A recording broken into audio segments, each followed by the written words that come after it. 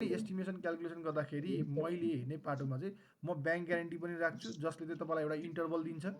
यो ठेक्का मिनिमम कति हुन्छ, म्याक्सिमम कति हुन्छ भन्छ, त्यो हिसाबमा हेर्न पाइन्छ। जस्तै एउटा ब्याङ्क ग्यारेन्टी तपाईँको के हुन्छ, 2 देखि 3% मागेको हुन्छ। त्यसको 2 र 3 को हिसाबमा हामीले लिएर चाहिँ म्याक्सिमम र मिनिमम एस्टिमेट कति हुनसक्छ भनेर यसरी चेक गर्छौँ।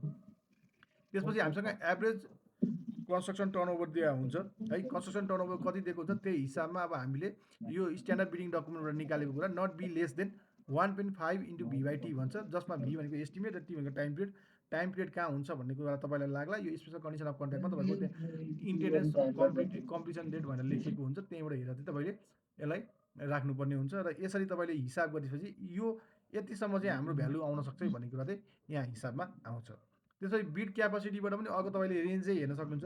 बिड क्यापासिटी पनि 80 देखि 100% मागेर आउँछ ठेकाहरूमा। त्यसले गर्दाखेरि हामीले 80बाट र 100बाट हामीले इन्टरभल निकाल्छौँ।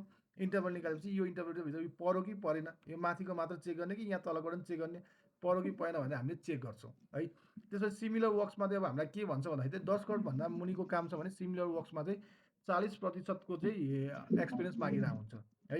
एउटा कामको एस्टिमेसनको तपाईँको 40% को चाहिँ एक्सपिरियन्स मागेको हुन्छ। त्यो होइन 10 गुणा माथि छ भने चाहिँ तपाईँको जहिले पनि 60% अफ द एस्टिमेटेड एमाउन्ट चाहिँ तपाईँसँग एक्सपिरियन्स माग्छ।